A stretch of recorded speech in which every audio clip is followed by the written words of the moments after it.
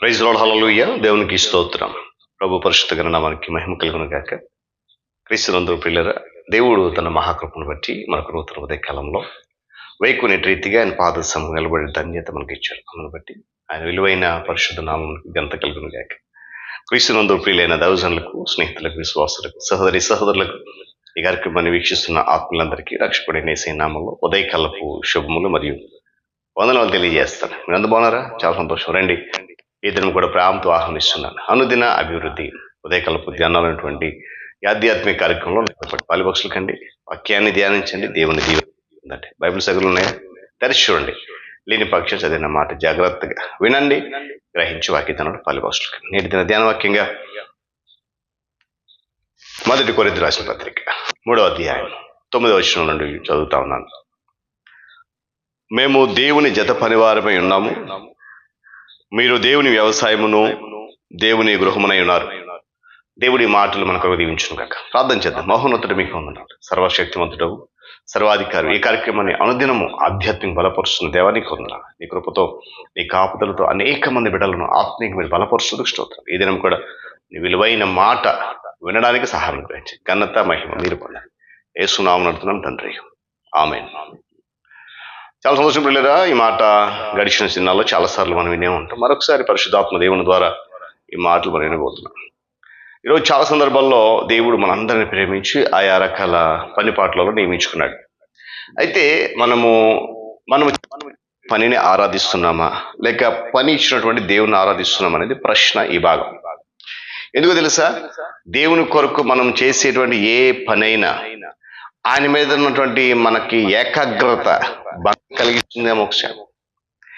ఆ ఏకాగ్రతను ఏది కూడా చెడగట్టకుండా జాగ్రత్త పడాలి మనం. చాలా మంది క్రైస్తవులు లేక చాలా మంది విశ్వాసులు వారి మనసులో ఉన్నటువంటి ఆలోచన ఏంటంటే దేవుణ్ణి ఆరాధిస్తున్నాము అని అనుకుంటారు, కానీ నిజానికి వారు తమ పనిని మాత్రమే ఆరాధిస్తున్నారు. గమనించాలి ఉదయకాల సమయంలో. అంటే క్రైస్తవుని యొక్క దృష్టి లేదా విశ్వాస యొక్క దృష్టి దేవుని మీదనే ఉండాలి.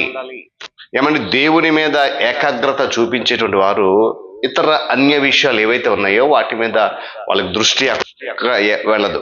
గమనించాలి, క్రైస్తవుని దృష్టి దేవుని మీద మాత్రం ఉండాలి. చూడండి, అన్య విషయాలలో దాసులు కాకుండా, ఇతరత్ర విషయాల మీద దృష్టి పెట్టకుండా దేవుని మీద మాత్రమే ఏకదృష్టి కలిగి ఉన్న వాళ్ళు దేవుడు అనుగ్రహించినటువంటి స్వాతంత్ర్యాన్ని అనుభవిస్తూ ఉంటారు. గట్టిగా చెప్పాలి, స్తోత్రం చెప్పండి. హల్లెలూయా.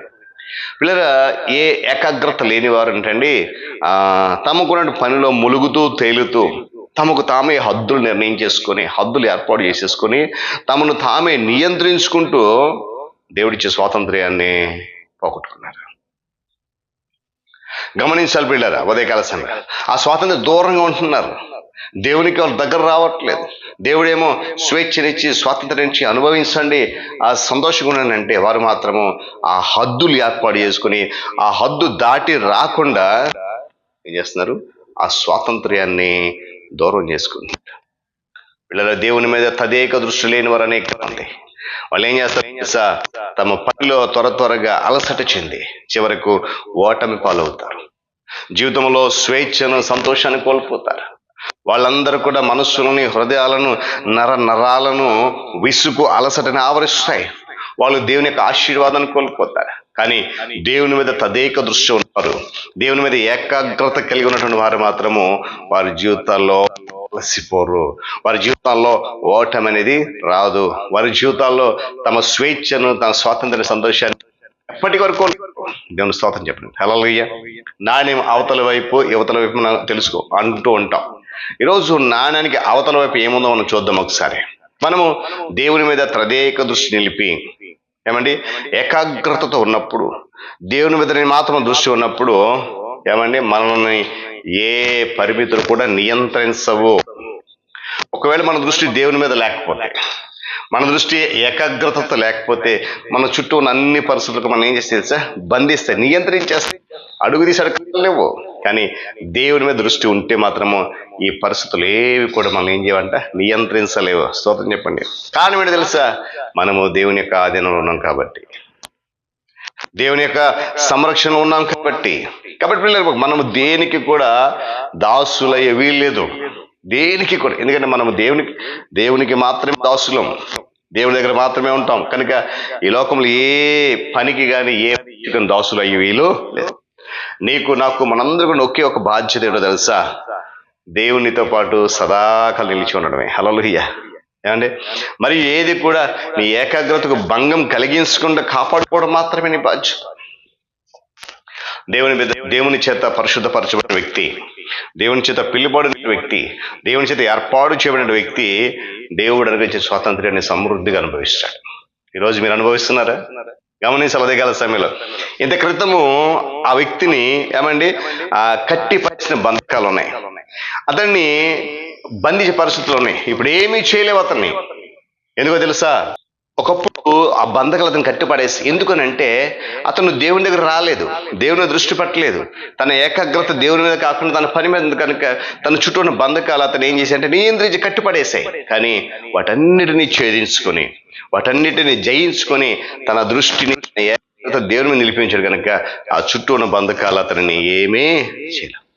నీవు ఒక విషయాన్ని మర్చిపోకూడదు ప్రియ స్నేహితుడా, ప్రియ దేవుని సంఘమా.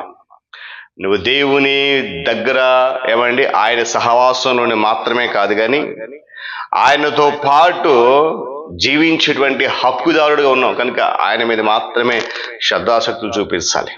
నువ్వు దేవుని జత పని వారిలో, దేవుని సహవాసంలో మాత్రమే ఉన్నావు కనుక నీ దృష్టి, నీ ఏకాగ్రత దేవుని మీద మాత్రమే.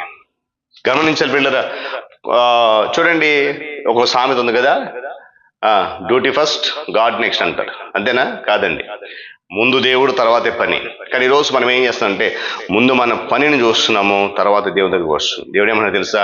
ముందు నా దగ్గర రండి, తర్వాత నేను మీ పని చేస్తాను. ఇక్కడ గమనించాలి, మనం ఎక్కడ ఉండాలో అది మన ఇష్టం కానీ మన చిత్తం కాదండి. ఎందుకు అని అంటే దేవుడు మనల్ని దేనికి సిద్ధపరిచాడో, దేవుడు మనకు దేనికి ఏర్పాటు చేసుకున్నాడో, దేవుడు మనం దేని కొరకైతే నియమించుకున్నాడో మనకు ముందుగా తెలియదండి. అందుకే ఒక మాట అంటది కదా, ఆయన మనిషి విషయంలో లేక మనిషి కొరకు చేసేటువంటి కార్యాలు కంటికి కనబడవు, చెవికి వినబడవు, హృదయానికి గోచరం కావు. కనుక కారణం ఏంటంటారు? అవన్నీ కూడా దేవుని యొక్క అధీనంలోనే ఉన్నాయి. మన జీవితం నడిపించేది ఆయనే, మన జీవితానికి అధికారి ఆయనే. మన జీవితం అంతా కూడా ఆయన అధికారంలోనే నడవాలి. మన జీవితం అంతా కూడా ఆయన యజమానిగా మనము ఆహ్వానించాలి. దేవుడు మనల్ని ఎక్కడ ఉంచినా కూడా మన అంతిమ లక్ష్యం ఏంటో తెలుసా? ఆయన మనకు అప్పగించిన పనిలో ఆయన కొరకు ధారగా పోయబడ్డాడు.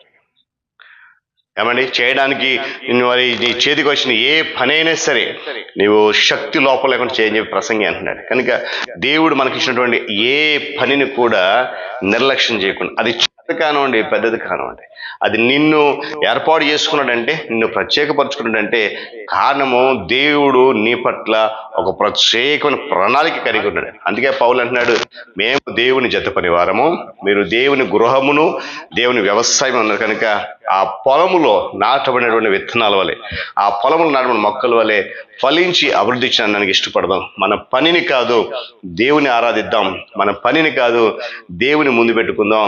ఏకాగ్రత మన పని మీద కంటే కూడా మనకు పని ఇచ్చినటువంటి దేవుని మీద మనం ఉన్నప్పుడు తప్పకుండా అత్యధికంగా ఆశీర్వాదాలు ప్రభు ఇస్తాడు. దేవుడి మాటలు మన కొరకు దీవించడం కాక ప్రార్థన.